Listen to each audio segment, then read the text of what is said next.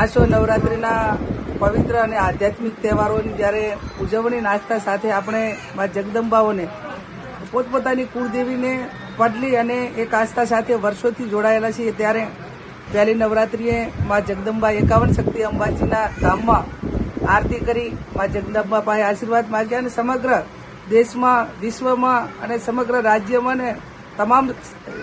ભાઈચારાની ભાવના વધે, તમામ ધર્મના લોકો, તમામ સમાજના લોકો હળીમળીને ભાઈચારાની ભાવના રાખે, તમામ ક્ષેત્રોમાં જ્યાં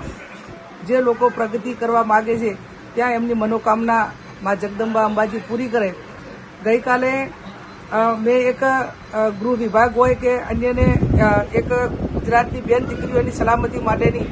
વાત મીડિયા સમક્ષ કહી કે જ્યારે સમગ્ર ગુજરાતમાં કાયદો અને વ્યવસ્થા કથળેલું હોય, 24 કલાકની અંદર 5 ઘટનાઓ મહિલાઓની યૌન શોષણ, છેડતી અને બળાત્કારની ઘટનાઓ બનતી હોય, એવા સંજોગોમાં ખેલૈયાઓ આસ્થા સાથે રમે, નવરાત્રિનો તહેવાર ઉજવે, એમાં કોઈ વાંધો ન હોઈ શકે. પણ એક રાજ્યના જવાબદાર એક ગૃહમંત્રી એવું કે અહીં નહીં રમે તો કે પાકિસ્તાનમાં રમશે. એટલે વાત કાયદો અને વ્યવસ્થાની છે કે તમારી તાકાત તો છે ને કાયદો અને વ્યવસ્થા જાળવવા માટેની, બેન દીકરીઓને સુરક્ષિત રાખવાની, અથવા તો તમારા ડિપાર્ટમેન્ટની એવી કોઈ તાકાત નથી કે જેના ખોફના કારણે અસામાજિક તત્વો આવી ઘટનાઓથી દૂર રહે. અને જે આપણી એક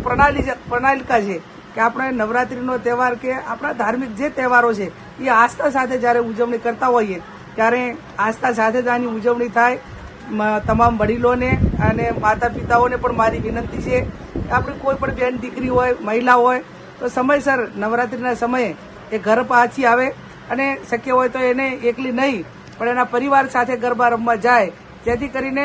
જે ઘટનાઓ વારંવાર બને છે એ ઘટનાઓમાં ક્યાંક ને ક્યાંક આપણે ખાળી શકીએ અને આપણી બેન દીકરીને અસામાજિક તત્વોથી સુરક્ષિત રાખી શકીએ. એ પણ આજે આ નવરાત્રિના નિમિત્તે બધાને હું વિનંતી કરું છું. મા જગદંબા 51 શક્તિપીઠ અંબાજીને પ્રાર્થના કરું કે તમામ બેન દીકરીઓની રક્ષા કરે, અસુરી તત્વોનો નાશ કરી દેવી શક્તિઓનો વિજય કરે. એ મા જગદંબા અંબાજીને પ્રાર્થના કરું.